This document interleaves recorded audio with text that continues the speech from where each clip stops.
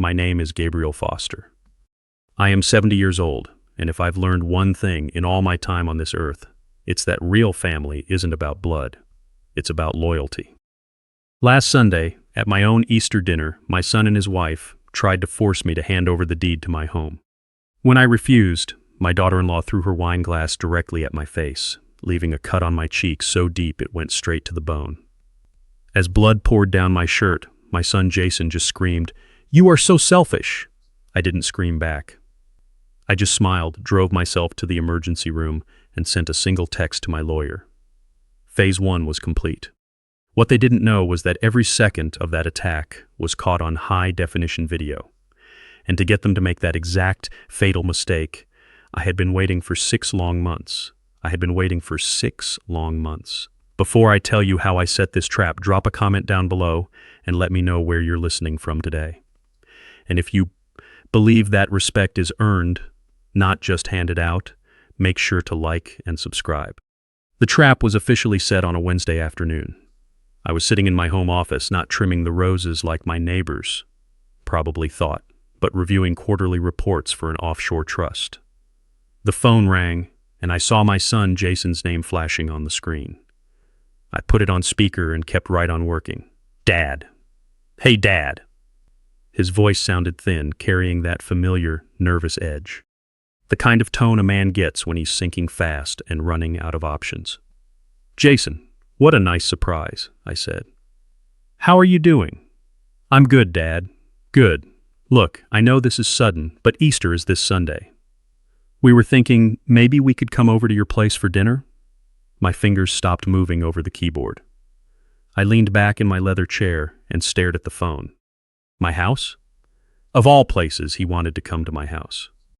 His wife, Alicia, hated this place. She called it a relic, a depressing old mausoleum. She had only visited twice in the past year, and both times she acted as if she was allergic to the antique furniture. This wasn't just a friendly dinner request. This was a reconnaissance mission. "That sounds fine, son," I said. "But what's with the sudden interest in my old mausoleum?" He let out a strained, high-pitched laugh. "Oh, come on, Dad. It's Easter. We just want to spend it with you. Plus, well, Alicia's parents are in town, Mike and Diana. They really want to see you too." And there it was, the second half of the equation. The sharks were circling. Mike and Diana Russo, 2 people who had perfected the art of living high on someone else's dime. I knew for a fact they had just filed for a highly suspicious bankruptcy down in Florida. My son, Jason, is a good man at heart, or at least he used to be. But he's weak. He's easily manipulated. And right now, he was in way over his head. I knew all of this because I'm not just a retired old man. For 40 years, I was a senior financial crimes investigator for one of the largest corporate security firms in the world. I don't just look at people. I analyze patterns. And Jason's pattern over the last 6 months was a total downward spiral. I knew he was drowning in over $250,000 of gambling debt. I knew Alicia was spending money she didn't have, likely embezzling from her employer. And I knew they saw me as their ultimate get-out-of-jail-free card. "Dad, you still there?" I smiled. "Of course, son." "That sounds wonderful. I'd love to host everyone. My home is your home, you know that." "Awesome, Dad. Thanks. We'll see you Sunday at 6. He hung up, leaving a heavy silence in the office. I turned and looked at a framed photograph on my desk. My late wife, Emily. "They're coming for the house." "Emily," I whispered. "But I'm going to have everything ready for them." The bait was officially set. I immediately picked up my secure line and called my lawyer. Ben Carter answered on the very first ring. "Ben, it's Gabe." "I was wondering when you'd call." Ben's voice came through. "The Easter invitation?" "You're getting sharp, Ben," I replied. "Sunday at 6 at my place. They're bringing the in-laws." Ben let out a long sigh. "Gabe, are you absolutely sure you want to go through with this? We can stop them right now. We have the paper trail on Alicia's financial misconduct. We have the records of Jason's debts." "No," I said firmly. "That's not enough. If I just cut them off financially, they'll play the victims. They'll tell the whole world I'm a cold, heartless old man who abandoned his family. No, I need them to show everyone who they really are. I need them to take the first step. A step so blatant and undeniable that no one can ever defend them. In 40 years of investigation work, I learned one universal truth. Criminals, especially desperate ones, will always overplay their hand. The Emily Foster Trust is completely locked down, right? I asked. Tighter than Fort Knox, Ben assured me. They can't touch a single penny of your real assets. As far as they know, all you own is this house and a modest pension. Good. What about the monitoring setup? Pinhole cameras in the living room, dining room, and your office are all active. Microphones too. Everything is streaming live to a secure cloud server, just like you wanted. I leaned back. Ben, what they don't know is that I already took care of Jason's biggest problem. I secretly settled his $250,000 debt with those lenders in Miami a month ago. I heard Ben draw in a sharp breath. Gabe, what did you do that for? I gave him a clean slate anonymously, I explained. I wanted to see what he would do with it. Would he come to me, confess everything, and ask for help rebuilding his life? Or would he see it as a lucky break and get even greedier? And now he's coming after your house, Ben said, his voice turning cold as he finished my thought. And now he's coming after the house, I confirmed. He didn't just fail the test, Ben. He's trying to burn the whole school down. Over the next 3 days, I played the role of a sweet, slightly confused grandfather to perfection. I went to the market, bought a large turkey, potatoes, and all the ingredients for Emily's famous apple pie. I even called Alicia to ask what kind of wine her parents preferred, even though I knew full well they only drank whatever was expensive and free. Oh, Gabe, you're so sweet, she purred over the phone. Don't worry about a thing. We'll bring the wine. We just want this to be a perfect evening. I could hear the hidden meaning beneath her words. Our perfect evening. A brand new start in our new house. Sunday arrived. The house was quiet. I spent the entire morning in Emily's garden. At 5 in the afternoon, I ran one final check on the system. All camera feeds showed green. All microphones were live. I slipped a silver pen into my front shirt pocket. Not just a pen, but a high-fidelity audio recorder. At 6 o'clock sharp, a brand new BMW pulled into the driveway. A car I was dead certain they couldn't afford. I shuffled toward the front door, putting on my best confused elderly expression, and opened it with a wide, warm smile. Jason, Alicia, you made it! Right behind them were Mike and Diana Russo, dressed to the nines. Alicia was wearing a silk dress that easily cost $2,000, and Mike was in a tailored suit that practically screamed new money. They brushed right past me without a word of greeting, their eyes immediately scanning the entryway.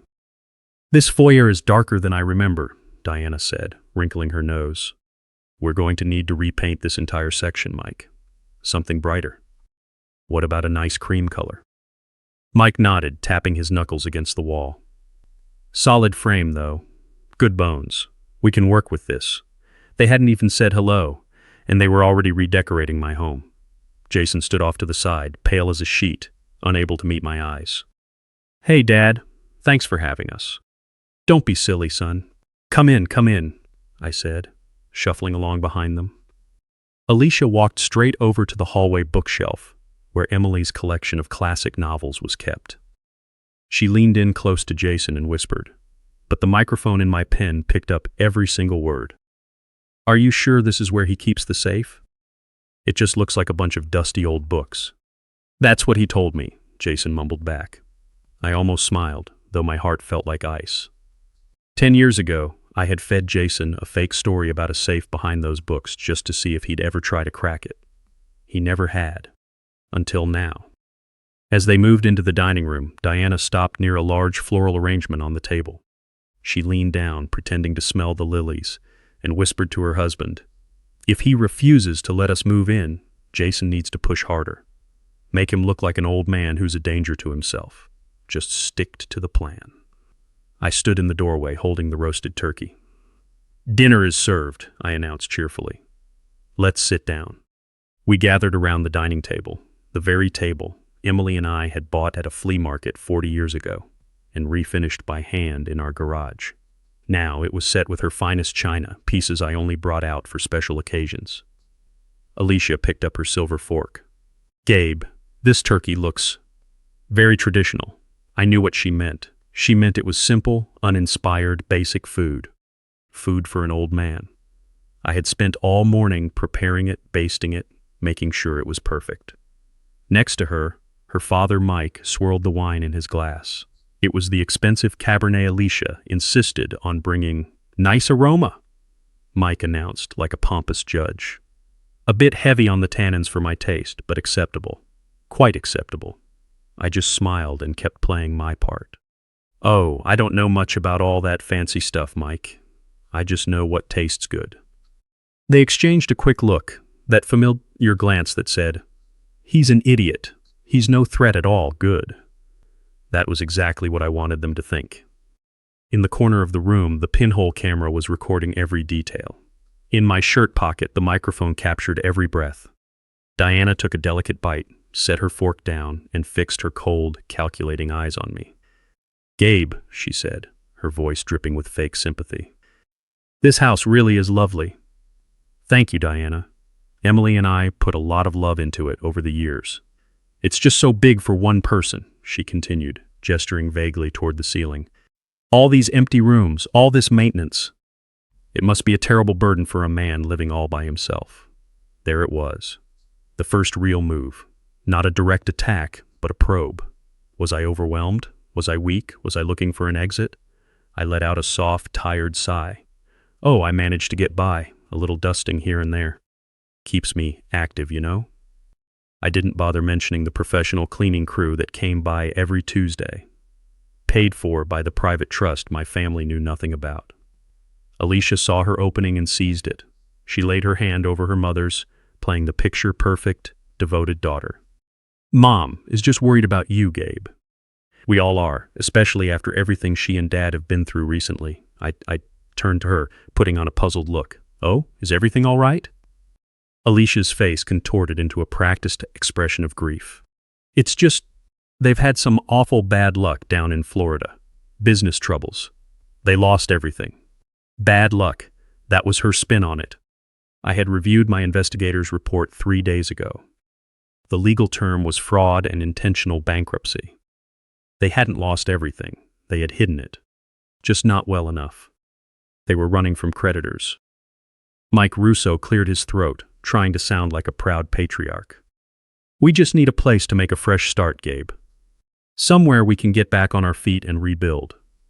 In my house. On my dime." I could see the entire board laid out in front of me. They thought they were playing chess, but I had placed every single piece before they even sat down. I looked over at my son. Jason hadn't said a single word the entire meal. He was just pushing his mashed potatoes around his plate, his face pale and his hands visibly shaking. He knew what was coming. He was the battering ram they were using to break down my door. Alicia turned to him, her voice suddenly sharp. "Jason, honey, aren't you going to ask your father?" Jason swallowed hard and put his fork down, refusing to look at me. He stared straight into the gravy boat as if it held the answers to the universe. "Dad," he began, his voice barely above a whisper. "Dad, about what we talked about. Well, Mike and Diana need a place to stay for a little while, and since you have all this extra space..." I waited. I didn't make it easy for him. I let him dangle in the wind, his discomfort filling the entire room. "We were hoping," he finally managed to say, "that they could move in here, just temporarily, Dad, until they get back on their feet." Temporarily, a coward's word, a lie told to sleep at night. I let the silence stretch out, pretending to be a confused old man trying to process a sudden request. "Move in?" I asked, letting my voice quiver slightly. "Here, Mike and Diana?" Alicia lost her patience. She slammed her hand down on the table, making the silver cutlery jump. "No, Jason, stop sugarcoating it. We talked about this." She snapped her head toward me. The soft, sympathetic face from moments ago was completely gone, replaced by a cold, harsh mask. "Gabe, they are moving in permanently." The room went dead silent, save for the ticking of the grandfather clock in the hall, the one Emily had inherited from her mother. Permanently, Jason flinched as if she had slapped him. Diana and Mike just stared at me, their faces hard and expectant. The gloves were off. I don't understand, I stammered, leaning into the role. Permanently? Yes, Alicia barked. It makes total sense. They're family. And frankly, you shouldn't be living in this huge house all by yourself anyway. It's not safe. You're 70 years old. You forget things. You could fall. What if something happens and no one finds you for days? And there it was, laying the groundwork to claim I was incompetent.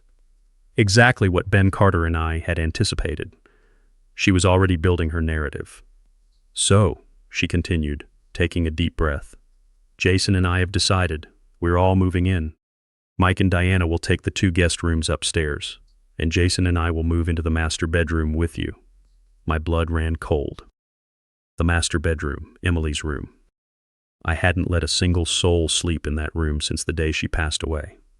The faint scent of her lavender perfume still lingered in there. It's for your own good, Alicia added, her voice dropping into a sickeningly sweet tone. That way, we can take care of everything for you. I looked right at her. Take care of everything? Yes, you know, she said with a casual wave of her hand. The bills, the investments, the house maintenance. You're at that age, Gabe. You shouldn't have to worry about managing your finances anymore. There it was. The final piece of their pathetic, transparent plan. Your finance, they weren't just after the house. They were after my name, my signature, my bank accounts, my entire life. I looked at Jason, my son, the boy I taught to ride a bike, the boy I held when his first heartbreak tore him apart. He was still staring at the gravy boat, pale and silent, allowing his wife and her bankrupt parents to stage a hostile takeover of his father's life. The microphone in my pen was capturing every single syllable. The camera in the corner was recording every greedy expression. It was playing out even more perfectly than I had planned. I looked at Jason one last time. He sat there, was refusing to defend the man who had raised him for 45 years. He had become a complete accomplice in his own home. I thought of Emily. I thought of the 50 years we spent building this life together. I thought of her in the garden, her hands covered in dirt, laughing from the very chair Alicia was sitting in now. This house wasn't just wood and plaster. It was a sanctuary. It was the last physical piece of her I had left, and they wanted to strip it away. They wanted to sleep in her bed, and they wanted me to pay for it. A cold, crystal-clear calm washed over me. Not a wild, shouting anger, but the precise, focused rage of an investigator who had just secured the final piece of evidence. The cameras were rolling. The audio was recording. They had handed me everything I needed. Slowly and deliberately, I placed my knife and fork down on the porcelain plate. In the sudden quiet, that small metallic clink echoed like a gunshot. Diana and Mike leaned forward expectantly. Alicia was smiling, a tight, triumphant grin. She thought she had won. She thought the old man was going to crumble. I raised my head and met Alicia's gaze directly. I let the confused, feeble mask drop away, allowing her to see who I really was. A man who had spent his life dismantling corporate fraud and breaking men far tougher than her. No, I said. The word was quiet. It wasn't a shout. It was a simple statement of fact. A solid granite wall. Alicia's smile didn't just fade. It froze solid. What? What did you just say? Mike and Diana exchanged confused glances. Jason finally pulled his eyes away from his plate, terror flooding his face. I said no, I repeated. My voice as calm and steady as a winter morning. This is my house. This is Emily's house. Your parents are not moving in, Alicia. Neither are you, and you will never touch a single cent of my finances. For a second, nobody breathed. Alicia's mind was visibly racing, trying to recalculate. This wasn't in her script. The old man was supposed to be weak. He was supposed to cry, bargain, and thank them for taking over. Jason was the first to break. He stood up so fast his chair nearly overturned, his face flushing dark purple with shame and rage. You are so selfish, he yelled. That phrase hit harder than any physical blow. Selfish me? The man who had quietly cleared his $250,000 debt just last month. The man who handed him a $100,000 loan 5 years ago for a failed business venture. a loan I never asked to be repaid. The man who raised him, clothed him, and gave him every advantage in life. And I was the selfish one? Before I could even respond, Alicia bolted up from her chair, her face contorting into an expression of pure, unadulterated fury. The sweet daughter-in-law routine was completely gone. "Selfish," she shrieked, her voice bouncing off the dining room walls. "You sit here all alone in this museum. You have 3 empty bedrooms upstairs. 3, and you only use 1. "Those rooms aren't empty," I said, raising my voice to meet hers. "One belonged to my son, the son I used to know. The other 2, I pointed toward the ceiling, belong to my wife. They are her rooms, her workspace, her library. They are full of her memory, and you will never set foot in them. We are his family now." Diana snapped from the table. "You owe him. We need a place to stay." "Then you should have thought about that before committing fraud down in Florida," I said coldly. Diana's face drained of color instantly. She hadn't expected me to know. How dare you?" Mike blustered, pushing himself up from his chair. "Sit down, Mike," I commanded. To my surprise, he actually sat back down. He was a bully, and bullies are almost always cowards when called out. I stood up slowly and placed my napkin on the table. I was done. The experiment was over. The trap was sprung. "This dinner is over," I declared in a voice that left no room for debate. "I want all of you out of my house right now." Jason looked at me, panic and desperation in his eyes. "Dad, wait, please. You don't understand. I need this. You have to help us." "Help you?" I asked. "Help you steal my home? Help you put me in a facility because I know that was your next move and sign over my rights? I've known about your plan for 6 months, Jason." His shoulders slumped. All the color drained from his face. He realized it then. He realized I knew everything, but Alicia wasn't finished. She was backed into a corner like a trapped animal, and trapped animals are unpredictable. "You can't prove a thing, you old fool," she screamed. "It's your word against ours. Who are they going to believe? A loving, concerned family, or a confused, selfish old man who's a danger to himself?" "We'll see about that," I said, turning my back on them. "We're done here." I took a step toward the kitchen to call the authorities, but I didn't make it. I heard Jason gasp.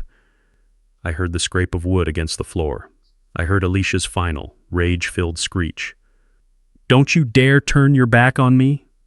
I turned around just in time to see the crystal glass, the one filled with heavy red wine, flying through the air, heading straight for my face. I stood there as time seemed to slow down. I could have dodged it. I'm 70, but I'm far from slow. I saw it coming the moment it left her hand. I could have ducked, raised my arm, or stepped aside. But I didn't move an inch. I needed this. I wanted this.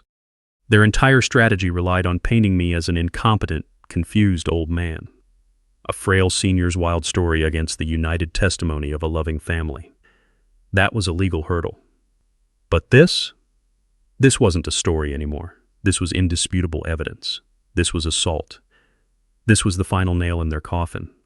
The glass struck the right side of my face with a heavy, sharp impact. The pain wasn't from the wine. It was the shattering of heavy crystal against my cheekbone. It sent a jolt of sharp, electric pain across my face as my wire-rimmed glasses were ripped away, clattering onto the hardwood floor.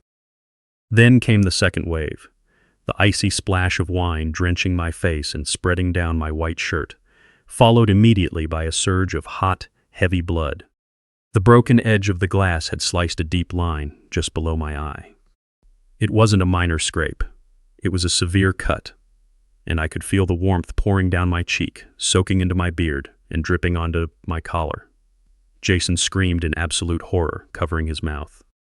Alicia froze, her eyes wide, staring at the blood running down my face. I reached up, wiped a bit of blood from my eye so I could see clearly, and looked at them both. I didn't shout. I didn't hold my cheek. I just looked at my daughter-in-law, whose face had gone completely white as she realized what she had just done on camera. "Thank you, Alicia," I said softly. "You just made this very easy." I turned around, walked into the kitchen, and picked up the phone to call my lawyer and the police. Their little game was over, and the legal consequences were about to begin. The room went completely, utterly dead quiet. The only sound left in the house was the rhythmic dripping of my blood hit the hardwood floor. I didn't move. I didn't even blink. I just stood there and locked eyes with them. Alicia froze solid, her arms still half extended, her mouth formed into a perfect O of pure shock. She hadn't expected to hit me. Or rather, she hadn't expected me to just stand there and take it. The look on her face wasn't remorse. It was the sudden, sickening realization that she had completely lost control of the situation. Her parents, Mike and Diana, stood like stone statues. They didn't rush over to check on me. They didn't gasp. They just stared, their faces drained of color, their minds frantically trying to process how this new bloody variable fit into their grand plan. It didn't. And then there was Jason, my son. He was pressed flat against the far wall, as if trying to physically merge with the wallpaper. He was trembling, both hands clamped over his mouth, his eyes wide with a useless, cowardly terror. He looked at the blood running down my face, then at his wife, then back at me. He didn't say a word. He didn't take a single step to help. He just watched his father bleed. In that quiet moment, the very last ember of hope I held for him, the tiny piece of a father's love I had been desperately clinging to, finally died. It turned to ash and blew away. He wasn't my son anymore. He was just a spineless weakling who happened to share my last name. My cheek was throbbing with a deep, pulsing burn, the cheap wine stinging the open wound. Slowly, I reached into my front shirt pocket, not to touch the cut, but to pull out the white linen napkin I had placed there earlier. I pressed it gently against my cheek, watching the fabric turn deep crimson almost instantly. I kept the cloth pressed tight, looked straight into Alicia's panicked eyes, and smiled. It wasn't a broad, theatrical grin, just a subtle curve of my lips, but it was the most terrifying expression I had ever made in my life. The look of a predator watching its prey step squarely into a trap of its own making. Alicia's composure crumbled instantly. The remaining color drained from her face as the truth washed over her. She didn't know exactly how she had lost, but in that split second, she knew the game was completely over. I let the heavy silence hang for one more second, forcing them to take in the image of a bleeding, smiling old man. Then I spoke, my voice calm, clear, and perfectly steady. No pain, no fear. "Thank you, Alicia," I said, my words slicing through the room. "You just finished the job for me." Her knees visibly buckled and she grabbed the back of a chair to keep from falling. "What? What is that supposed to mean?" I didn't bother answering her. I shifted my focus to my son, still pinned against the wall. "Jason," I said softly. He flinched as if I'd snapped a whip. "I hope it was worth it." I turned my back on them, stepped over the shattered crystal and spilled wine, and walked into the hallway. I picked up my car keys from the entry table. Jason finally found his voice, though it came out as a pathetic squeak.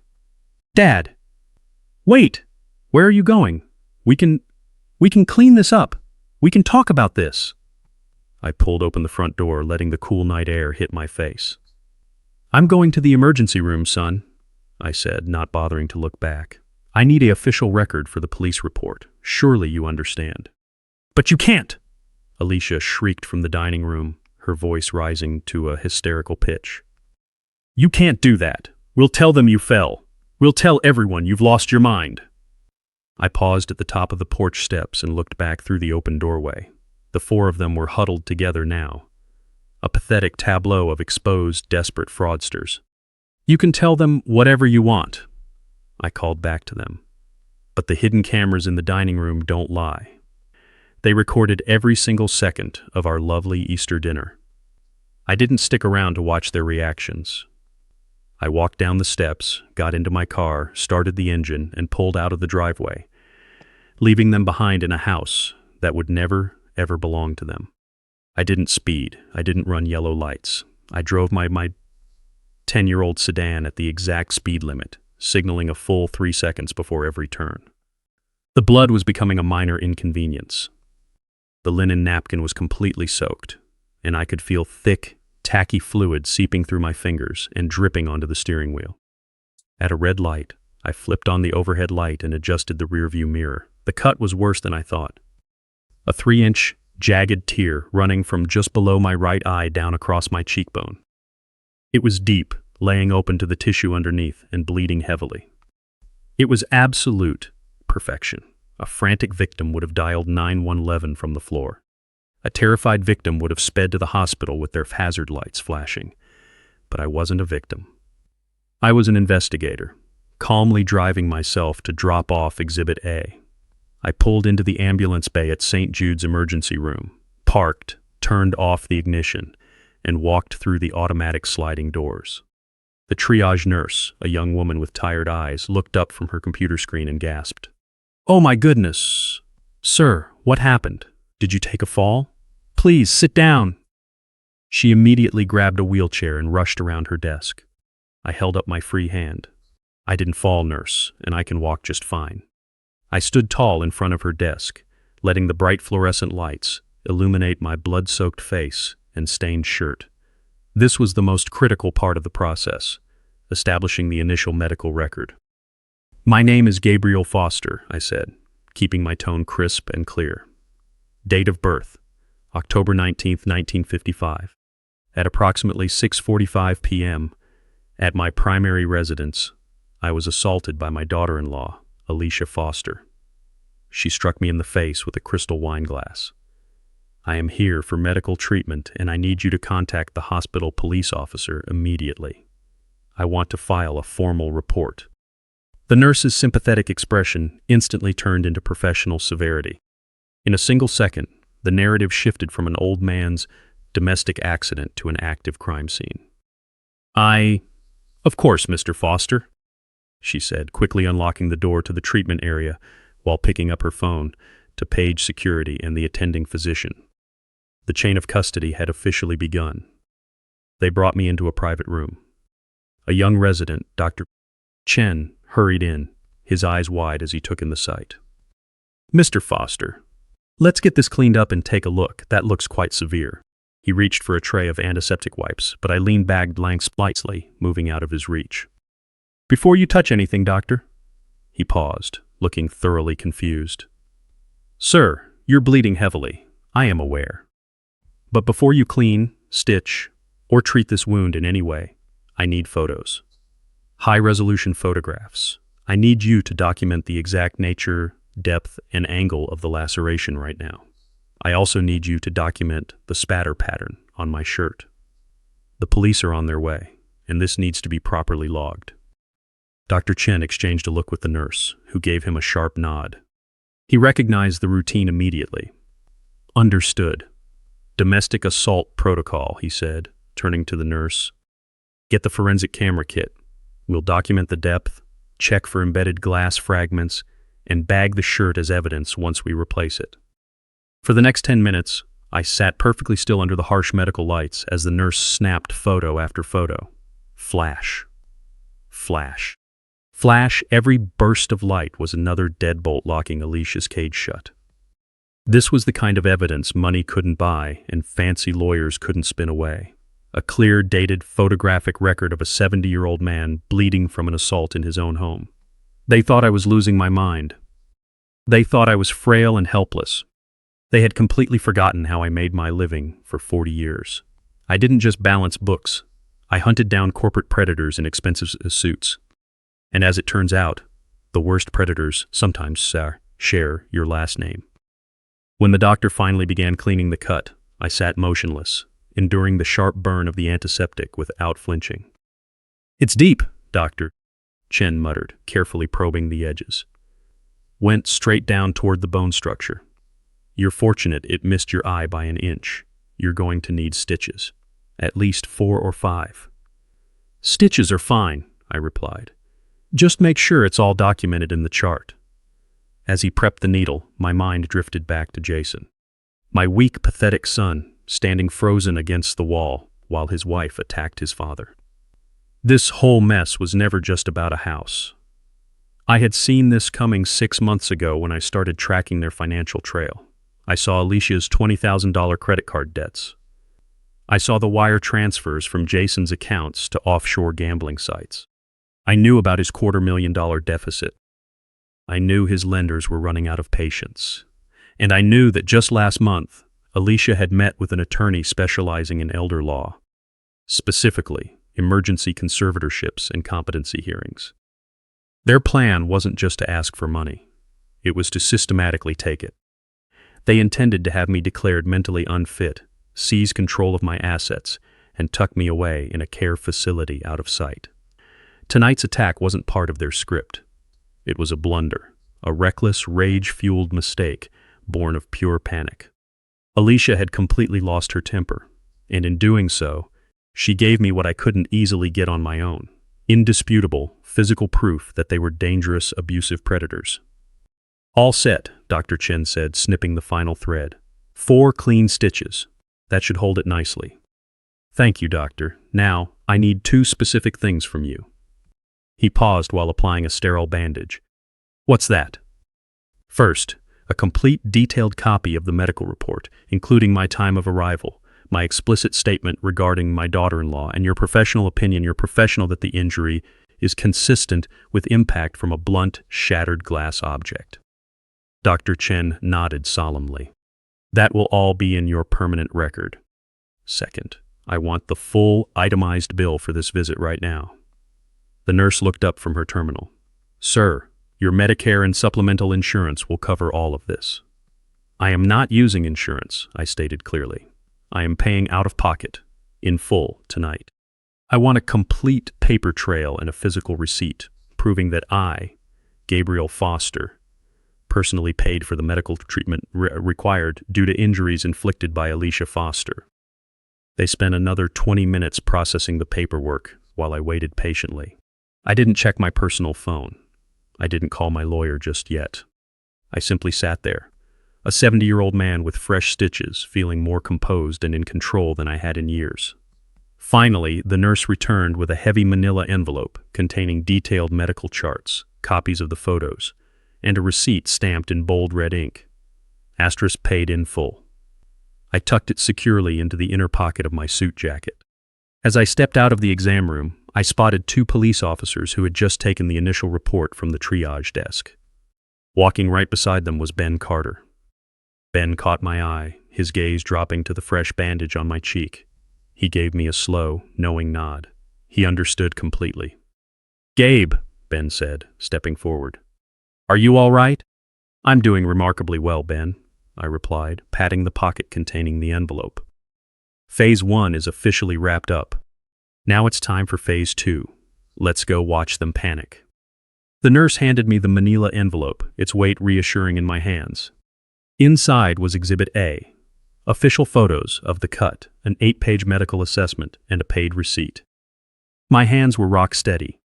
The initial rush of adrenaline from the attack had faded, replaced by a cold, methodical focus, a feeling I knew intimately from my years conducting financial raids. The trap was sprung, and the hunt was officially underway. I pulled out my phone, its screen smeared with faint, dried blood. Fitting. They expected me to behave like a victim, crying, calling Jason, begging for an explanation or an apology. But victims were weak. I was an investigator. I opened the encrypted messaging app Ben had set up on my phone 6 months ago. With steady thumbs, I typed, "Ben, Phase 1 complete, St. Jude ER, Room 3, 4 stitches. Injury documented, photographed, and bill paid in full out of pocket." I hit send. I could picture the scene at my house right now. Were they panicking, trying to scrub my blood off the hardwood floor? I imagined Alicia furiously wiping down the wood, and Jason pacing back and forth, wringing his hands like the coward he was. I pictured Mike and Diana Russo, the 2 vultures who started this entire mess, already trying to figure out their next move. "He said there were cameras." I could almost hear Alicia screaming. Was he bluffing? It didn't matter what they believed. They were trapped either way. My phone buzzed. "Ben, the ER is legally obligated to report violent injuries. Police are en route. I'll be there in 5 minutes. Remember the plan, Gabe. Do not press charges. Not yet." I typed back a single letter. Understood. Of course I wasn't pressing charges yet. That would be too quick, too merciful. Pressing charges now would reveal my hand and show them I was actively fighting back. I needed them to believe I was broken. a terrified, frail old man too frightened to take action. I needed them to feel safe so their arrogance would lead them into making even bigger mistakes. The curtain to my room was pulled back with a sharp slide of plastic rings. 2 uniformed police officers stepped in. The elder officer, Officer Riley, had a grizzled mustache and the tired, cynical eyes of a man who had seen every domestic mess the city had to offer. Behind him was Officer Chen, younger and alert, notepad already in hand. "Mr. Gabriel Foster?" Officer Riley asked, his voice deep and gravelly. I instantly put on the mask. I let my shoulders slump, lowered my gaze to my hands, and forced a slight tremor into my voice. Yes, that's me. "We got a call from the triage nurse," Officer Chen said, peering at my bandaged face. She mentioned an assault involving a glass object. I nodded slowly, keeping my eyes on the floor. Yes, but it was all just a terrible misunderstanding, a family argument that got out of hand. Officer Riley let out a heavy sigh. He had seen this play out 1,000 times, the victim immediately making excuses for the abuser. "Sir," he said, pointing toward my cheek, "that laceration goes down to the bone. The doctor's preliminary note says it's consistent with a sharp object thrown at high speed. We need you to tell us exactly what happened." "Who did this to you?" I took a shaky breath. "It was my daughter-in-law, Alicia Foster." "Your daughter-in-law," Riley repeated, taking notes. "And what was the argument about?" Just household matters," I mumbled. "She's been under a tremendous amount of stress. Her parents are visiting. I don't think she meant to do it. She just snapped. It was an accident." The voice inside my head sneered at my own performance. She hadn't accidentally screamed that I was a selfish old fool. She hadn't accidentally demanded the deed to my home. And she certainly hadn't accidentally hurled a heavy crystal glass straight at my head. She intended to hurt me. She just failed to put me out of commission. "Mr. Foster," Officer Riley said, his voice softening with familiar frustration. "In our experience, when someone snaps like this, it's rarely the first time, and it won't be the last. This is a serious assault. We can go to your residence right now and take Alicia Foster into custody." He leaned in slightly. "Do you want to press charges?" This was the pivot point for Phase 2. I looked up at him, opening my eyes wide to project pure, unadulterated fear, and managed to squeeze out a single tear. "Press charges?" I whispered, as if the concept were terrifying. "Against my son's wife? Yes, sir."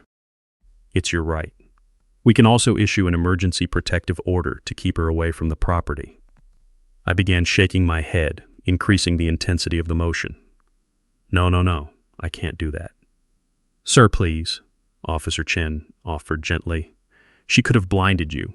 If you don't take action, you're sending a message that this behavior is acceptable." "You don't understand," I pleaded, my voice cracking right on cue. "She's my family. Jason, my son, this would destroy him. And where would I go? I live in that house. If I press charges, they'll turn on me completely. I'm 70 years old. I'm an old man. I have nowhere else to go. Please, just leave it alone." I buried my face in my hands, putting on a masterclass of a broken man. I played the exact role they had tried to force on me for 6 months, the helpless, terrified, dependent senior citizen. Now I was using that exact caricature against them. Riley and Chen exchanged a resigned look. To them, this was a textbook case of elder abuse, a victim too terrified and browbeaten to fight back. "Sir," Riley said firmly, "we can't force you to press charges tonight, but you cannot go back to that house right now. It isn't safe. Do you have a friend, a relative, anyone who can take you in?" Before I could answer, a calm, commanding voice spoke up from the doorway. "He does." Ben Carter stepped into the room. He didn't look like a flashy TV attorney. He looked like what he was, a high-powered estate lawyer in a sharp 3-piece wool suit, carrying a leather briefcase that cost more than most people's monthly rent. He radiated absolute authority, instantly causing both officers to straighten their postures. "Officers, thank you for your time. I'm Ben Carter, Mr. Foster's legal counsel." Riley and Chen stepped back slightly. The dynamic in the room shifted instantly. Ben walked over and placed a reassuring hand on my shoulder. I kept my head down, staying entirely in character. "Gabe, are you all right? I got here as fast as I could." "Ben," I whimpered quietly. They wanted me to arrest Alicia. I can't do that, Ben. She's family. She's Jason's wife. Ben patted his shoulder gently. It's all right, Gabe. You've been through a severe trauma. You don't have to make any big decisions tonight. He turned to the officers, his tone shifting to crisp professionalism. Officers, my client is clearly in shock and in no condition to make legal determinations regarding prosecution right now. As you correctly noted, his home is currently unsafe. He will be staying with me at a private, secure location until we resolve this matter. All future communications will go through my office. Officer Riley nodded, clearly relieved to hand the situation off to a competent attorney. Understood, counselor. That's a wise move. He handed me a small paper pamphlet. Mr. Foster, this contains resources for domestic abuse victims. For your own safety, please read it over and reconsider pressing charges. People like this don't just stop, they escalate. Thank you, officer, I whispered, taking the pamphlet with a trembling hand. Thank you for your kindness. The moment the curtain pulled shut behind them, the trembling stopped entirely. I straightened my spine, wiped the stray tear from my cheek, and looked up at Ben. The broken old man vanished, replaced instantly by Gabriel Foster, veteran investigator. Did they buy it? I asked, my voice completely steady. Ben offered a faint, approving smile. Hook, line, and sinker. They're convinced you're a terrified, broken father too scared to protect himself. Perfect, I said, standing up and buttoning my suit jacket over my blood-stained shirt. By now, Officer Riley is likely calling the house to conduct a welfare check. He'll inform them I declined to press charges and that I'm staying with a friend because I'm frightened. Ben picked up my small overnight bag. Alicia will think she won. She'll assume you're weak and that she dodged a bullet. Correction, I said, walking toward the exit. She'll think the feeble old man ran away scared. And when people like her think they've won, they get careless. They get arrogant. Let's head to the penthouse, Ben. It's time to monitor the panic. Phase 2 is officially underway. The automatic doors of the St. Jude Ear hissed shut behind us. The cool night air hit my face, making the fresh stitches on my cheek throb with a sharp, rhythmic burn. Across the parking lot, Officers Riley and Chen were getting into their cruiser. They were undoubtedly heading to my residence to conduct a follow-up check, exactly as I had anticipated. They would arrive, see the shattered glass and bloodstains, and encounter a hysterical Alicia and a thoroughly confused Jason, who would try to spin their lies about my mental instability. The officers wouldn't buy a word of it now. Instead of validating their narrative, the police visit would only heighten their panic. Ben Carter opened the passenger door of his black Mercedes sedan. It was a sleek, formidable machine that quietly broadcasted old money and legal authority. I slid into the leather interior, and the door closed with a heavy, satisfying thud, sealing me into a quiet luxury sanctuary. They bought every word, Gabe, Ben said, as he got behind the wheel and smoothly pulled away from the curb. His tone was no longer that of a concerned friend, but the sharp, analytical voice of my lead legal strategist. Of course they did, I replied, unbuttoning my jacket and resting the manila envelope containing Exhibit A carefully on my lap. It's the exact narrative they're trained to recognize.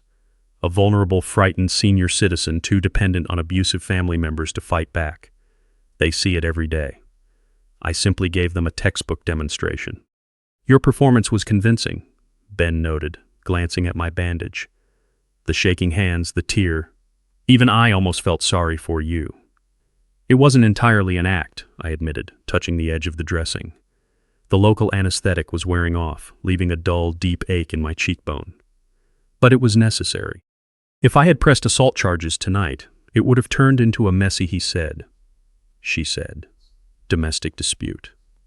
A simple misdemeanor assault. Alicia would have faced a fine and probation, maybe a court-ordered anger management class. Ben nodded, keeping his eyes on the road. And in court, her defense would have weaponized it against you. They would have argued you provoked her, that you're an erratic, aggressive old man. They would have used the police intervention as fuel for their competency hearing. Precisely, I said, my voice dropping an octave. They were already building a case to lock me away. This was never just about a couple of guest bedrooms, Ben. It was never about Easter dinner. It was about control of my estate. It's always about the money. I turned to look at him as we drove through the quiet city streets. They had a 3-step strategy mapped out. I've been watching them construct it for 6 months. Ben listened quietly. He knew the broad strokes, but he wanted my final assessment. Step 1, I said, holding up a finger. Isolate me. They've spent the last year attempting to drive away my friends, hinting to neighbors that I was becoming forgetful and intercepting my mail. Tonight, the plan was to install Alicia's parents in my home as permanent 24-hour handlers. Step 2, I continued, was the legal declaration of incompetence. Alicia already retained a shady elder law attorney to draft the paperwork. They planned to generate a paper trail of domestic incidents, sudden falls, confusion, memory lapses. Tonight's police visit was supposed to be the cornerstone of that filing, with them claiming I was the violent, unhinged party. And step 3, Ben finished for me, asset liquidation. Once they secured power of attorney, they would sell the house, drain my public bank accounts, and place me in a state facility. The accounts they knew about, I clarified, which was just the local checking account and my primary pension. They're amateurs, Ben. Greedy, reckless, and deeply desperate. Ben accelerated onto the highway, the engine letting out a low, smooth hum. How desperate, Gabe? You saw the financial audits. You know the figures. I know them, but I want to hear you say it. My son, Jason, owes $250,000 to high-interest illicit lenders in Miami. People who do not accept excuses or extensions, I said, reciting the facts coldly. He's been gambling away his life for a year, and his final deadline is next Friday. And the daughter-in-law? Ben prompted. Alicia is worse. She isn't just weak like Jason. She's actively corrupt. She's been embezzling funds from her employer's payroll account. Over $50,000 last quarter alone. Corporate audits begin next week. She knows the net is closing in. She's a rat in a corner, willing to do anything to avoid a prison sentence. Ben let out a low whistle. So this isn't just about greed anymore. It's about survival for them.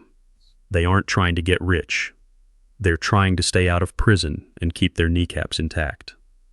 Which is precisely why a simple confrontation wouldn't have worked, I explained. Desperate people don't go away when you tell them no. They escalate. If I had simply kicked them out tonight, what would have happened next week? A mysterious house fire? A convenient fall down the basement stairs that actually finished the job? No, I had to let them commit a clear, undeniable crime on my terms. I tapped the envelope on my knee. Tonight, Alicia lost her composure. She escalated the situation in the most public, foolish way possible. She handed me an ironclad criminal card charge and physical evidence. She thinks you're a terrified old man hiding at a friend's house, Ben said with a thin smile. She thinks she has time to regroup. She'll wake up tomorrow, call her attorney, and try to use your sudden flight as proof of mental instability to fast-track the conservatorship. And instead, I added, as the hotel skyline came into view, she's walking straight into a legal meat grinder. The medical evidence is secured, the police report is filed, and my private security logs are backed up on a cloud server. She thinks she put me in a corner, but she just walked onto the gallows. Ben pulled the Mercedes into the private underground garage of the Four Seasons, where a security guard discreetly bowed his head as we passed. Gabe, Ben said as he parked the car, you know I settled Jason's gambling debts last month per your instructions. He had a clean slate. He didn't have to do any of this. I know, I said, my voice heavy for the first time all night. He was handed a second chance anonymously. The debt was gone. He could have walked away, confessed everything, and asked to rebuild our relationship. I opened the car door and stepped out into the cool, quiet garage. But he didn't want a second chance. He wanted the easy way out. He wanted the house, the money, and the lifestyle he felt entitled to. He mistook my patience for weakness. I looked at my oldest friend. Tonight wasn't just about stopping a crime, Ben. It was about confirming a painful truth. My son is gone. And that's a cut no surgeon can stitch up. I adjusted my suit jacket, concealing the bloodstains underneath. Let's head upstairs. I want to watch the security feeds. The panic should be setting in right about now. The private elevator rose smoothly to the penthouse suite, a secure space Ben's firm maintained for high-profile clients requiring absolute privacy. The doors opened to a spacious, modern suite, featuring floor-to-ceiling windows with a panoramic view of the city skyline. This was the exact kind of high-end luxury Alicia and Jason were desperate to acquire, but for the past 6 months, it had served as my command center. Ben walked over to the wet bar and poured 2 fingers of single malt scotch, handing a glass to me. To phase 2, he said, raising his glass. To accountability, I replied, feeling the warm burn of the liquor against the back of my throat. I walked over to the desk, pulled out my primary personal smartphone, the one Jason and Alicia had the number for, and checked the display. 14 missed calls, all from Jason, accompanied by dozens of frantic text messages. I held down the power button and switched it off. Click.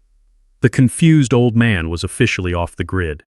The line was dead, leaving them isolated with the consequences of their actions. I then picked up a second, secure device and tapped the screen. Feed activation, I muttered. Across the room, a large high-definition monitor flickered to life, splitting into 6 crystal-clear camera views. My dining room, living room, front porch, upstairs hallway, and home office. The dining room feed revealed absolute chaos. A dark stain marked the hardwood floor where my blood had spilled, surrounded by shattered crystal. Alicia was pacing frantically, clutching her hair, her expensive dress ruined by wine and bloodstains. He said there were cameras, she screeched, her voice coming through the high-fidelity audio feed with sharp clarity. Where are the cameras, Jason? Do you see any cameras? Jason was collapsed in a dining chair, his head buried in his hands. I don't know. He was probably just talking. Old people say crazy things. Maybe he was bluffing. He went to the emergency room, you idiot, Mike Russo roared, his face bright red with anger. He's talking to the police right now. You assaulted him, you stupid, impulsive girl. Me? Alicia spun on her father, her voice shrill. You're the one who pushed this. Get the house, Alicia. Get the signatures. This was your idea. Shut up, all of you, Diana snapped. Someone's outside. On the monitor, flashing red and blue lights illuminated the living room windows. A police cruiser had pulled into the driveway, right on schedule. I took a slow sip of my scotch. And so it begins, I whispered. We watched as Jason and Alicia desperately tried to compose themselves. Alicia wiped her face, trying to construct the image of a concerned, tearful daughter-in-law, while Jason hurried to answer the front door. The porch camera captured Officers Riley and Chen standing under the entryway light. Mr. Foster? Officer Riley asked as the door opened. Yes, officer. Thank God you're here, Jason lied, his voice trembling with rehearsed desperation. It's my father. We're so worried about him. We just spoke with your father at the hospital, sir, Officer Riley said, his tone flat and professional. He was treated for a severe facial laceration. Alicia pushed her way to the doorway, her eyes wide with forced concern. Oh, thank goodness he's safe. Did he tell you what happened? He took a terrible fall. He tripped on the area rug while holding a wine glass and fell right onto it. The lie was delivered with practiced, seamless precision. Ma'am, Officer Riley interrupted coldly. That isn't what your father-in-law reported. He stated that you threw a heavy glass directly at his face. Alicia burst into tears right on cue. He said what? How could he say that? Officer, you have to understand. He's very sick. He's been confused and paranoid for months. He's 70 years old. He forgets things, he loses his temper, and he makes up wild stories. We've just been trying to care for him. Jason chimed in immediately, nodding frantically. It's true, officer. He's a danger to himself. We're his only family, and we're just trying to protect him. We would never, ever hurt him. I glanced over at Ben, who was watching the screen with a cold, analytical smile. Ben murmured softly, Look at that, Ben murmured softly. They just lied directly to law enforcement officers on active body cam footage. They've officially committed filing a false report and locked in their defense strategy on record. On the monitor, Officer Riley looked thoroughly unimpressed, though he kept his professional composure. Mr. Foster declined to press immediate charges tonight. He stated he was afraid for his safety and is currently staying at an undisclosed location with legal representation. A flash of pure, unchecked relief crossed Alicia's face. Afraid. She genuinely believed I was cowering in fear, running away to hide. She thought she had won.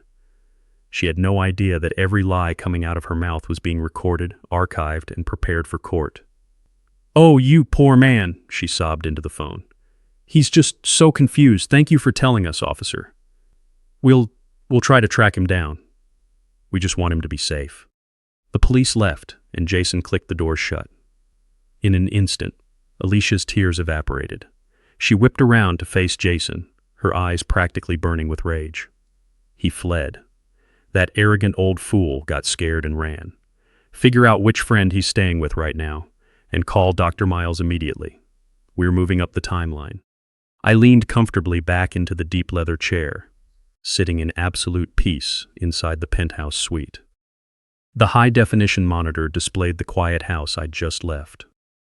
The room microphones were so sensitive I could hear the faint clink of ice melting in the abandoned wine glasses. Ben Carter had stepped out moments ago, thoroughly satisfied with the night's progress. Phase 1 was officially wrapped up. Now came the unraveling. On screen, the flashing lights of the police cruiser faded as Officer Riley and Officer Chen drove off into the night.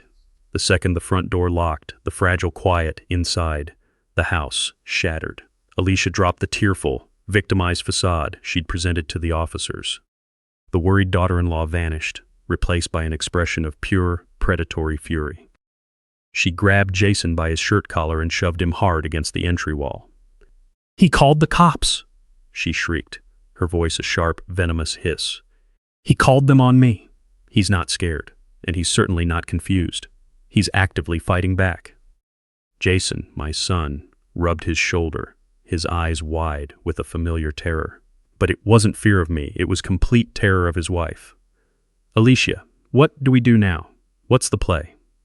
"He's gone, and he's with that high-powered lawyer. The officers believed us, right? They bought the story about his sudden memory lapses and confusion, didn't they?" "It doesn't matter what they believed," she spat, pacing back and forth across the hardwood, still clutching the blood-stained wine glass. "He has a wound on his face and a documented police report. He's building a case against us, you idiot.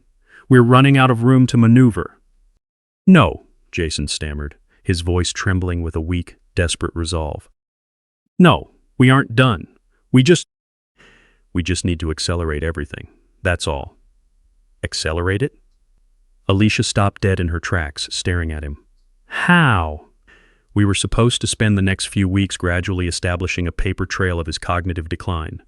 We don't have weeks anymore. We have hours." Jason blurted out, a panicked edge straining his voice. "We fast-track the filings.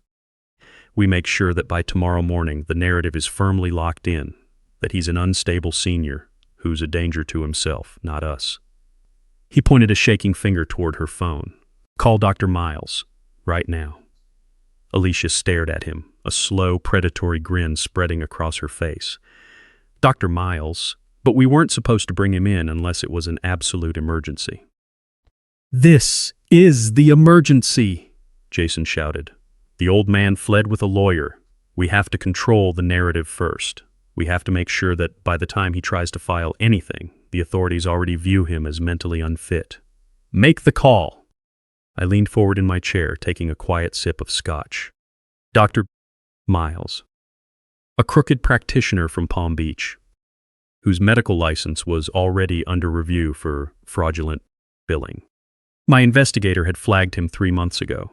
Of course they'd turn to a hired gun like him." I watched as Alicia took a deep, shuddering breath, smoothing down her hair and pinching her cheeks to force color back into them. She rubbed her eyes until they were red and dialed the number. When she spoke, her voice was a masterclass in manufactured hysteria. Dr. Miles? Oh, thank goodness you answered, she sobbed. It was a remarkable performance. It's Alicia Foster. We spoke last week regarding my father-in-law, Gabriel. She paused, listening to the voice on the line. It's gotten so much worse than we feared. He had a complete psychological breakdown tonight. He became extremely volatile. He threw his glass against the wall and he fell directly onto the shattered pieces. I almost choked on my drink. Fell onto it. The sheer audacity was almost impressive. Yes, she continued, her voice trembling. A severe facial wound. He's bleeding, and when we tried to bandage him and calm him down, he struck me, doctor. He hit me and then ran out into the night. She was attempting to construct a counterclaim of elder aggression. Clever, but hopelessly transparent. He's missing, she wept into the receiver. He's 70 years old, injured, completely disoriented, and out there alone. We're terrified he's going to harm himself or someone else. Yes, doctor. We need you to immediately file the emergency petitions for temporary guardianship and an involuntary psychiatric evaluation. We'll cover all expenses, of course. Full rate, double, if necessary. Just please, help us secure him before he hurts himself. She ended the call, and her tears stopped instantly. Her face turned cold and calculating. Done, she told Jason. The petition will be submitted first thing in the morning. When the authorities track him down, they won't treat him as a victim. They'll see an endangered, unstable senior and take him straight to a medical facility for evaluation. Now about the liquid assets. Mike Russo piped up from the corner, where he and Diana had been watching like two patient vultures. That was a solid move, sweetheart, Diana added. But what about the immediate cash flow? We're still completely overextended. The local branch, Jason, Alicia ordered sharply. Call the bank manager immediately. Put a hold on his primary accounts. Report him as missing and mentally compromised. Tell them we suspect financial exploitation by that attorney he ran off with. We can't let him move any funds while this petition is pending. Our funds. The sheer entitlement was staggering. I watched Jason pull out his phone with trembling hands and place the call. He was a complete puppet and she was pulling every single string. Yes, hello. My name is Jason Foster, he said, his voice strained. I'm calling regarding my father's primary accounts. Account number?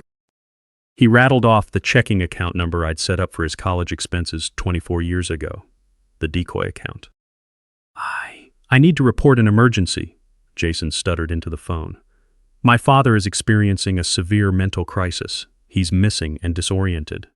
We need an immediate administrative hold placed on all outgoing transfers. He isn't fit to manage his affairs. Jason paused, listening intently. A look of sharp confusion washed over his face. What? What do you mean you can't discuss the account status with me? He listened for another moment, the color rapidly draining from his skin until he turned a sickly shade of gray. No, that's impossible. What do you mean he was there earlier today? He's missing. I just told you. Another long, agonizing silence filled the room. Jason looked as if he were about to throw up. A trust? What trust? What are you talking about? What do you mean the balance is zero? Where did the funds go? You have to tell me. He was yelling now, his voice cracking with pure panic.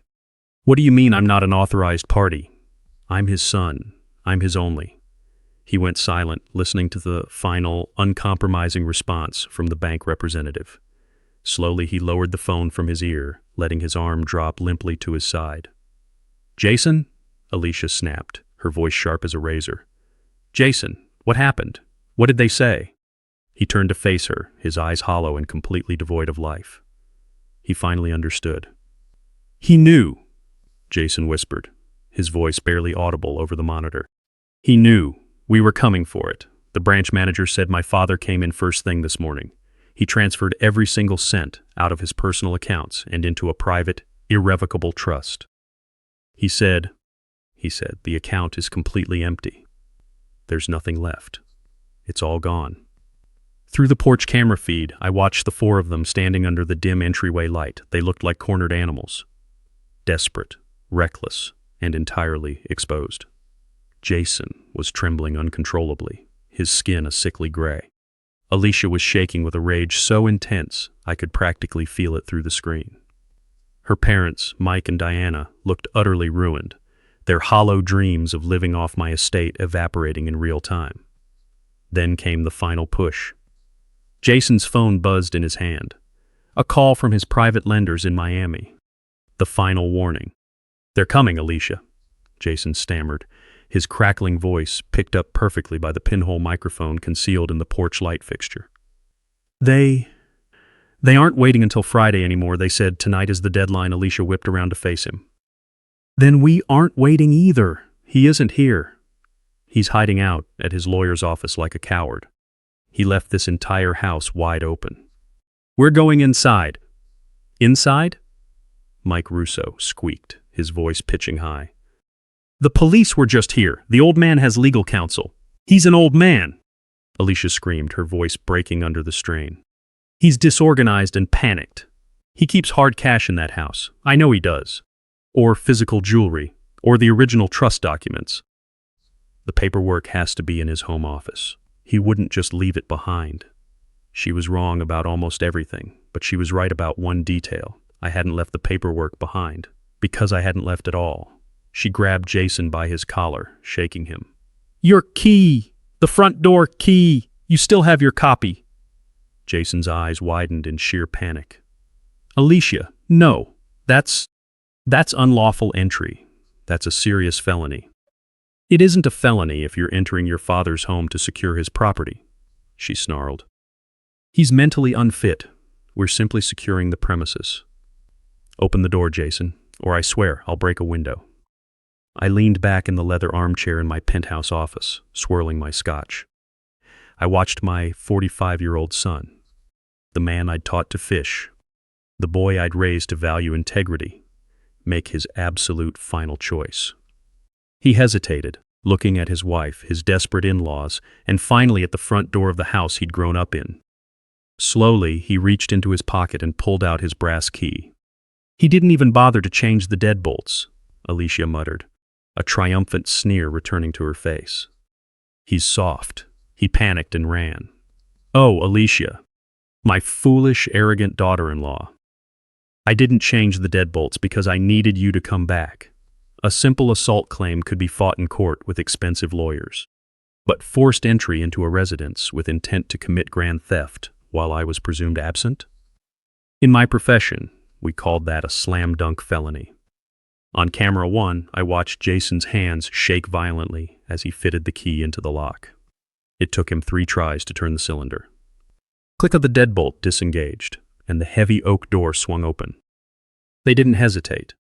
They flooded into my foyer like water pouring into a sinking ship, standing there in the dark, breathing heavily as their eyes adjusted to the quiet house. They had crossed the threshold. They were officially trapped. "All right," Alicia snapped, taking command instantly. "Here's the plan. Jason, search the main floor office. Check behind the paintings and under the desk for a wall safe. Mom, Dad, go upstairs. Search everything, closets, under the mattresses, and especially the master bedroom.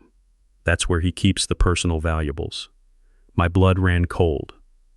The master bedroom, Emily's room. I switched the primary display to camera 4 in the upstairs hallway. I watched Mike and Diana Russo, 2 parasitic fraudsters, take the stairs 2 at a time. They didn't knock. They showed no respect for the home. They threw open the door to my late wife's sanctuary and flipped on the overhead light. I zoomed in on the feed. I watched Diana walk straight to Emily's antique wardrobe.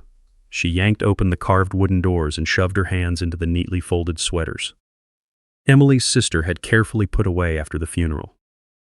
She dragged them out, tossed them onto the floor with disgust, and muttered, "Nothing here.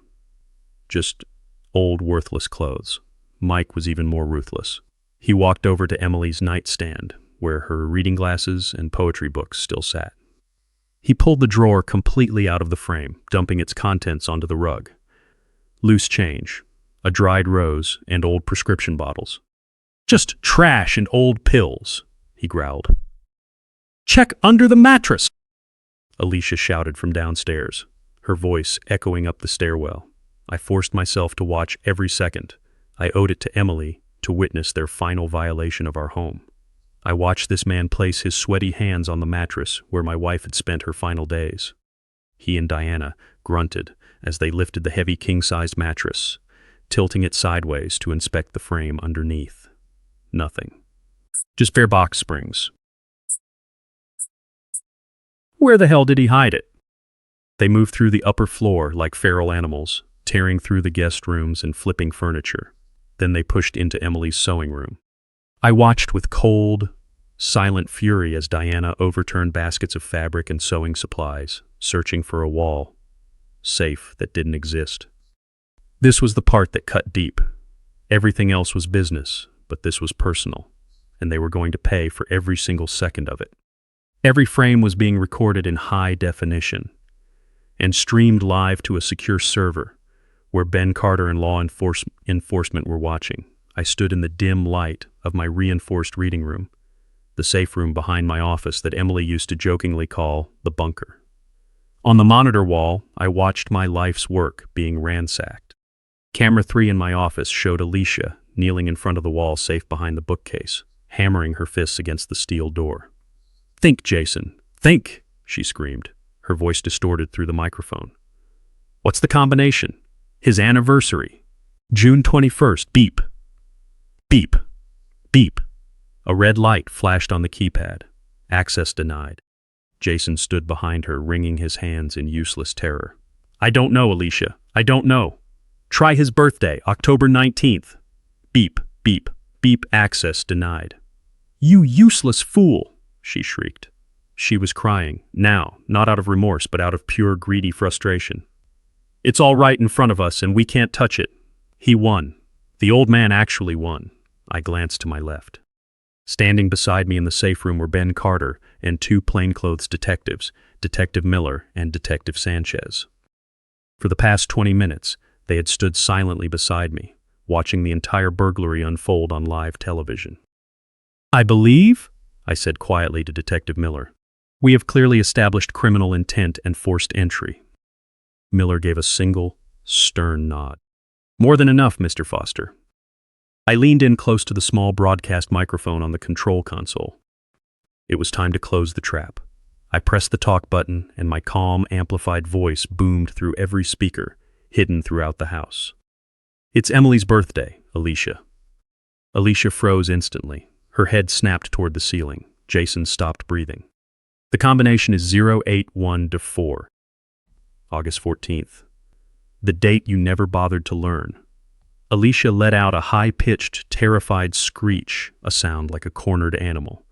She scrambled backward on her hands and knees, tripping over a stack of first edition books she had dumped onto the rug. "Who's there? Where is that coming from?" Jason's face turned ghostly white. "Dad? Is that an intercom? He's watching us." Mike Russo screamed from the upstairs hallway. On camera 4, I saw him freeze, his hand still shoved inside Emily's wardrobe. "He's inside the house. It's a trap!" "It was a trap from the moment you accepted the dinner invitation, Mike," I said, my voice echoing clearly through every room. "Did you really think this was going to end with you inheriting my life?" On the monitors, absolute chaos erupted. Mike and Diana came tumbling down the stairs, shoving past each other in a frantic rush to escape. Jason and Alicia stumbled out of the office, colliding in the hallway. All four of them converged on the front foyer, frantically grabbing at the heavy oak door. Jason grabbed the deadbolt handle and twisted it with all his strength. It didn't budge. He threw his weight against it, rattling the brass fixture. Click, click, click. It's jammed," he yelled, frantically shaking the handle. "It won't turn." "It isn't jammed, Jason," my voice reverberated around them. "That is a commercial-grade, 1.5-inch steel deadbolt wired directly into the security system. It's an electromagnetic lock, and I just engaged it from the control panel. You aren't going anywhere. They were sealed inside. Rats in a maze of their own making." I looked at Ben, then at the detectives. "Gentlemen, shall we?" I pressed a release button on the panel. With a heavy pneumatic hiss, the fake mahogany bookcase in the hallway swung outward. The four intruders scrambled backward against the locked front door, staring in terror as the hidden wall opened. I stepped out first into the bright hallway light, dressed in my suit, the medical bandage prominent on my cheek. Ben Carter walked beside me, carrying his briefcase, followed closely by Detectives Miller and Sanchez, their police badges clearly displayed. "Good evening, family," I said softly. Jason let out a strangled, pathetic sob. "Dad, you were here the whole time? What about the hospital? What about the lawyer's office?" I let out a soft chuckle. "A simple breadcrumb trail, son. Digital reservations and deliberate phone calls designed to make you think I had fled in fear. You thought I was running. You thought I was helpless." I took a step forward, and all four of them flinched. "I wasn't running, Jason. I was waiting. I was sitting in your mother's reading room, waiting for you to make your choice. I needed you to cross that threshold voluntarily. I needed you to commit an undeniable felony, and you delivered spectacularly." Mike Russo tried to puff out his chest in a pathetic attempt to assert authority. "Now, just hold on a minute. We're family. We were worried about you. We came to check on your welfare." "Jason has a key. This is all a massive misunderstanding." Detective Miller stepped past me, his voice gravelly and unimpressed. "A misunderstanding?" He held up a clear evidence bag containing Emily's pearl earrings. "My partner retrieved these from your wife's coat pocket 2 minutes ago, Mr. Russo. Is this how you check on someone's welfare?" Diana Russo gasped, clapping her hands over her coat pockets, her face turning crimson. "And you," Miller continued, turning his gaze to Mike, "were you checking on his welfare when you tried to pry open the wall, safe behind the paintings in the master bedroom?" Ben Carter stepped forward, unzipping his briefcase and pulling out a stack of legal documents. "Jason Foster, Alicia Foster, Mike Russo, and Diana Russo," Ben announced in the crisp, cold tone he used for depositions. "You are all currently under arrest for felony burglary, attempted grand larceny, and conspiracy."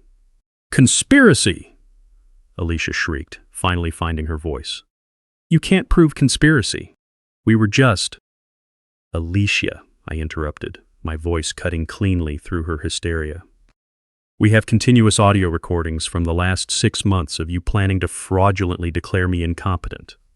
We have your recorded phone call to Dr. Miles attempting to procure a falsified medical evaluation. We have the paper trail of your $50,000 payroll embezzlement, and we have the complete record of Jason's $250,000 gambling debt." I paused, letting the weight of those facts settle over them like a concrete slab. Then I focused entirely on my daughter-in-law. "And," Ben added smoothly, "there is the matter of the primary charge against you, Alicia. Felony assault with a deadly weapon." I raised my hand, slowly pointing to the dark, fresh stitches running along my right cheekbone. "The district attorney's office is particularly interested in that charge, especially given that you lied to 2 uniformed officers by claiming I was the aggressor. That adds filing a false police report to your growing list of offenses." Alicia stared at the stitches on my face, then at the detectives, and finally at me. In that single, horrifying moment, the truth fully registered. She had never been in control. She was simply an arrogant, desperate amateur who had walked straight into a trap designed by professionals. Her entire world, built on lies and manipulation, had completely dissolved. Detective Miller didn't raise his voice. He simply pulled 2 pairs of handcuffs from his belt. "Jason Foster, Alicia Foster, turn around and place your hands behind your backs." It was the cold, metallic clink of the handcuffs locking into place that finally broke my son. His knees buckled completely. He didn't just kneel. He collapsed onto the hardwood floor, every ounce of fight leaving his body. No, please," he sobbed, making a raw, pathetic sound of pure terror. "Please, Dad, you don't understand." Detective Sanchez, who was securing Alicia's wrists, didn't even blink. "You can explain everything to the magistrate downtown, sir." "You don't understand," Jason shrieked, his voice cracking violently. He wasn't looking at me anymore, nor was he looking at his wife. He was begging the detective, clinging to his last shred of desperation. She made me do it. I had no choice." "Everyone has a choice, son. Detective Miller said quietly, pulling Jason's arms behind his back. No, I didn't. Jason's confession poured out in an ugly, frantic rush. I owed money, all right? $250,000. They aren't bankers. They're bookies from Miami. They threatened to end my life. They gave me until Friday. I had to get the money. Don't you see? I had no choice. Alicia, who was being pulled to her feet by Detective Sanchez, glared at him with absolute contempt. You pathetic coward, she spat. Mike and Diana Russo stood pinned against the wall in handcuffs, looking thoroughly terrified. They didn't care about our family drama. They only cared that Jason had just publicly confirmed his involvement with violent organized crime.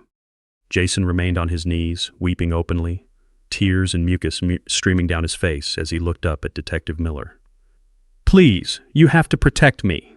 You can't put me in county jail. They'll find me there. They'll kill me. I had remained completely silent throughout his outburst, simply watching the final, tragic unraveling of the boy I had raised. I had given him countless opportunities to act like a man, and this was what he chose. I let out a quiet sigh that cut right through his weeping. No, Jason, I said softly. They aren't going to hurt you. He froze. He snapped his head up, his tear-filled eyes finally meeting mine. What? What did you say? I said, I repeated, taking a step closer. They aren't going to hurt you. The lender's in Miami. Your debt, it's gone. Jason just stared at me, his mouth open, utterly incapable of processing the statement. What? What do you mean it's gone? I looked down at my 45-year-old son kneeling in handcuffs on my foyer floor and delivered the final devastating truth. I paid it, I said flatly, devoid of any anger or affection. I settled the entire balance. All $250,000. I transferred the funds anonymously from an offshore account a full month ago. Your debt was cleared weeks before you came to this house. The remaining color didn't just drain from his face. It was as if his very soul had been extracted from his body. He stopped crying. He stopped shaking. He sat there, utterly paralyzed, a hollow shell of a man.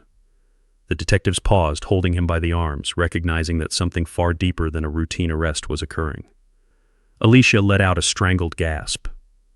You paid it a month ago? I did, I said, never ever taking my eyes off Jason. I've known about the debt for 6 months. I knew about your embezzlement, Alicia. I knew about your parents' fraudulent bankruptcy. I knew everything. Jason's eyes searched mine frantically, desperate for an answer he couldn't comprehend. But if you paid it, why? Why did you let this happen? I crouched down, just inches from his face, looking into his eyes as his father one last time. Because it was a test, son, I whispered, my voice thick with a profound sadness. I cleared your debt anonymously to give you a clean slate. I removed the blade from your neck and gave you your life back, free and clear. I could see the realization slowly dawning in his eyes, accompanied by a wave of crushing horror. I wanted to see what you would do with that freedom, I continued softly. I wanted to see who you really were when you weren't backed into a corner. Would you come to me, confess your mistakes, and ask for help rebuilding your life?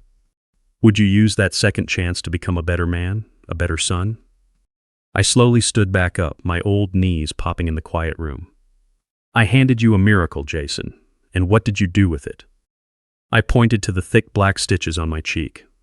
You had a completely fresh start, and you chose this. You chose her. You chose to break into my home, desecrates your mother's memory, and assault me for money you didn't even owe anymore. I watched the final spark of light extinguish from my son's eyes. He finally understood. This hadn't just been a legal trap. It had been a test of his character, and he had failed it in the most catastrophic way possible. Take them out of my house, detectives, I said, turning my back on them for the last time. Detective Miller hauled Jason to his feet.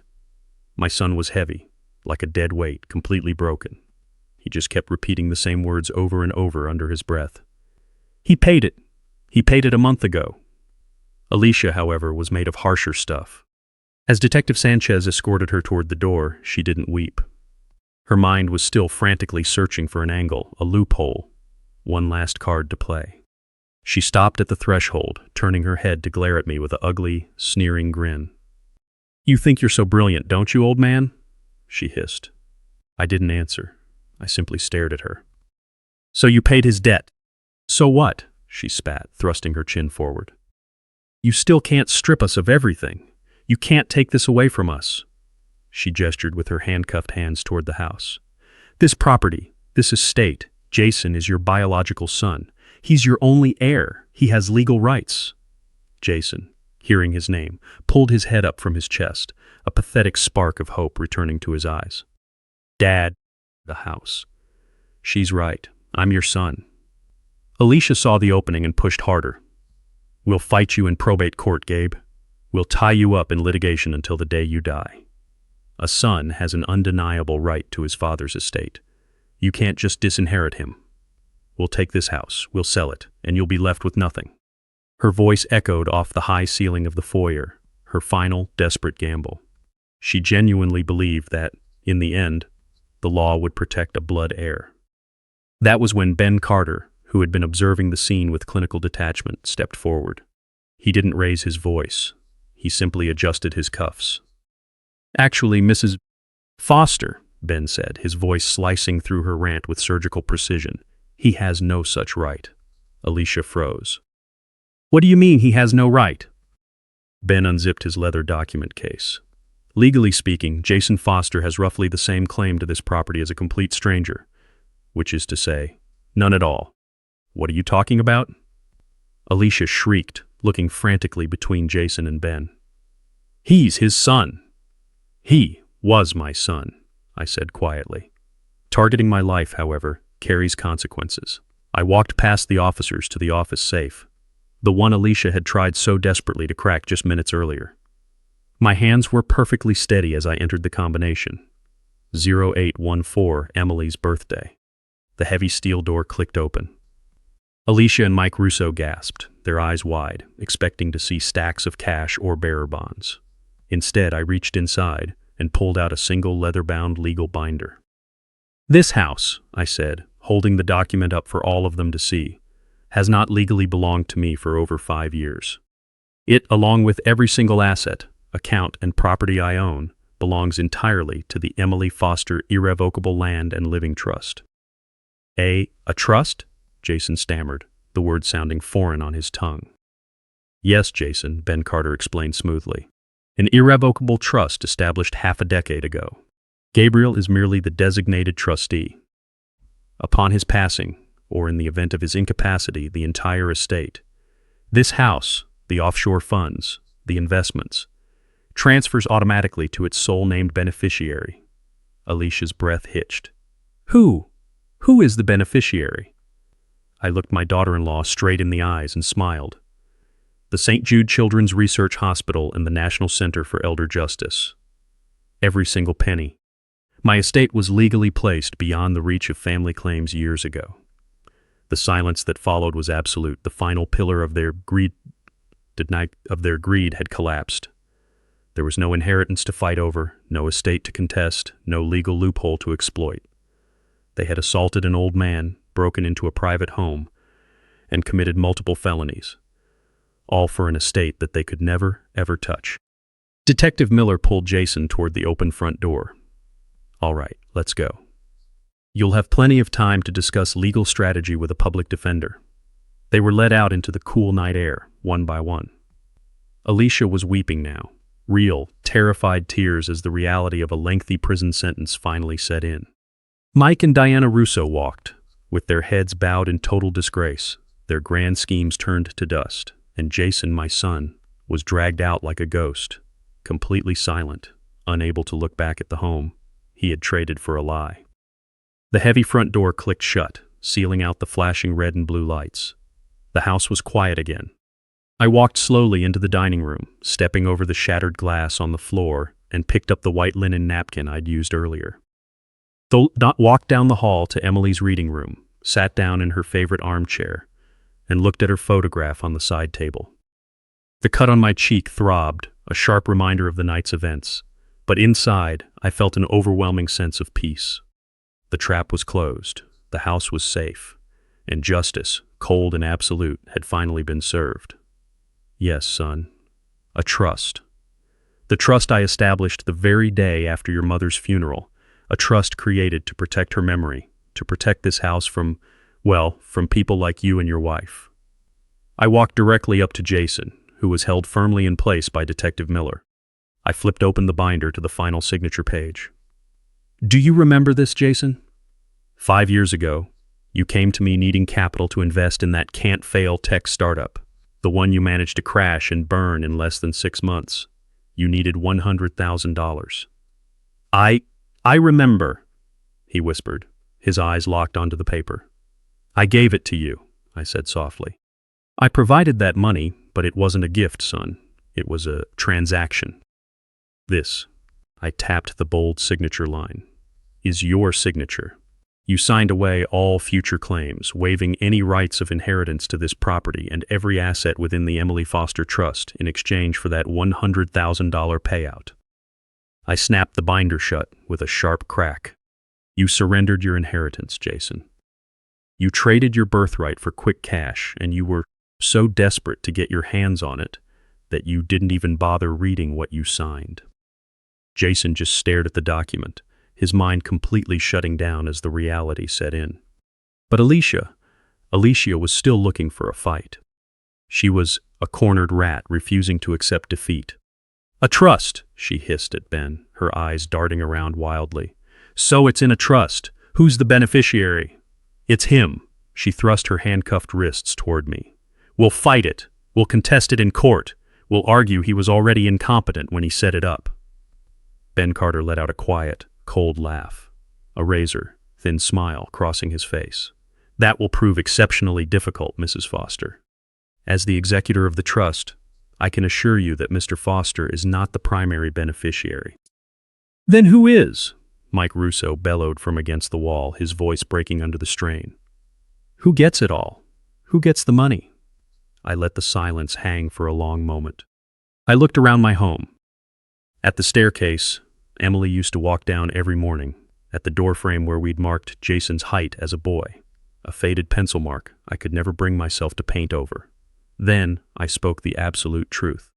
When I pass, I stated, my voice echoing clearly through the foyer, this house and every single asset, stock, bond, and cent within the Emily Foster Trust will be immediately liquidated. I paused, letting them take it in. Every last penny will be donated, in Emily's name, directly to St. Jude Children's Research Hospital. Alicia didn't scream. She didn't cry out. She simply deflated. The sound that left her was a long, low moan of absolute, hollow devastation. The sound of a gambler watching her final, desperate chips get swept off the table. She hadn't just lost the house. She hadn't just lost the money. In that terrifying, crystal-clear moment, she realized she had committed felony assault and breaking and entering, facing years in a state facility. All for a prize she was never, ever going to win. You get nothing, I said quietly as the detectives began escorting them toward the open door. You were never entitled to a thing. When the trial finally arrived months later, it wasn't much of a trial at all. It was a methodical, cold presentation of undeniable facts. Ben Carter wasn't just acting as a lawyer. He was presenting a masterclass in evidence. He didn't offer dramatic speeches. He simply laid out the truth piece by piece for the jury. There was the high-definition video from the dining room camera, 6 minutes of heavy silence showing Jason staring blankly at his plate while his wife and her parents mapped out a takeover of my life. There was the crystal-clear audio from my pen microphone, capturing Alicia's shrill, greedy voice referring to me as a senile old fool who needed to be managed. And then came the center pieces. Exhibit A Ben projected 8x10 high-resolution photographs from St. Jude's emergency room onto the court screen. My split cheekbone, the deep, dark stitches. He displayed those images right alongside the body cam footage captured by the police 10 minutes later, showing Alicia wearing a perfect mask of tearful concern, telling Officer Riley that I was disoriented and had fallen onto a glass. The jury barely deliberated. They stepped out for 45 minutes, just long enough to grab a cup of coffee before returning to deliver the verdicts. Jason was called first. He stood before the judge, a completely hollowed-out version of the man he used to be, having lost significant weight while held in custody.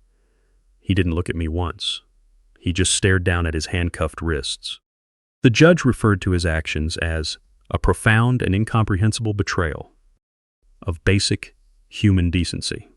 For conspiracy to commit fraud, felony breaking and entering, and filing a false report, he was sentenced to 5 years in state custody. He didn't react. He simply gave a faint, stiff nod, as if he had known this was the only possible outcome since the moment I told him his debts were paid. Then came Alicia. Oh, Alicia put on one final performance. She wept. She pleaded. She tried to shift every ounce of blame onto Jason, pointing to his gambling debts and her parents' influence. She even attempted to accuse me of setting her up, claiming I was cruel for withholding my wealth when they were desperate. The judge, a stern woman around my age, looked like she had heard every lie the world had to offer. She listened patiently, and when Alicia finally finished her sobbing monologue, the judge leaned toward her microphone. "Mrs. Foster," she said, her voice quiet yet carrying across the courtroom. "You did not simply assault an elderly man.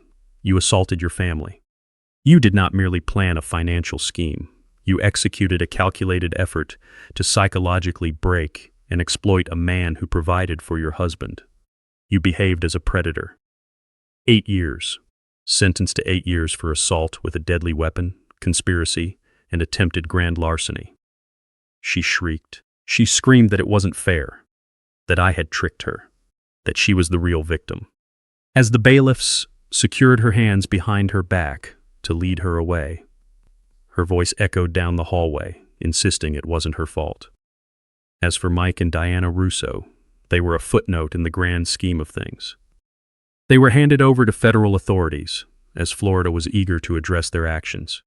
6 months later, I read the updates. Both were convicted on multiple federal bankruptcy fraud counts, receiving 3 years each. They had gambled on using my home to salvage their lifestyle, and in the process, lost the only thing they had left, their freedom. It was over. The house was quiet. The accounts were secure. The vultures were locked away. A full year has passed now. The house is peaceful, softer than it was before. I sit out in Emily's garden, where her roses have bloomed exceptionally well this season. The air is sweet and clear. I find myself spending most of my days out here now. The silence no longer feels heavy with tension or deception. It's just pure, uninterrupted peace. I gently run my finger over the faint white line along my right cheekbone. The scar has faded, but it remains. The surgeons did fine work, but some events leave a permanent mark. It doesn't throb anymore, it serves merely as a reminder. A reminder of what happens when kindness is mistaken for weakness, and how close I came to losing everything I held dear.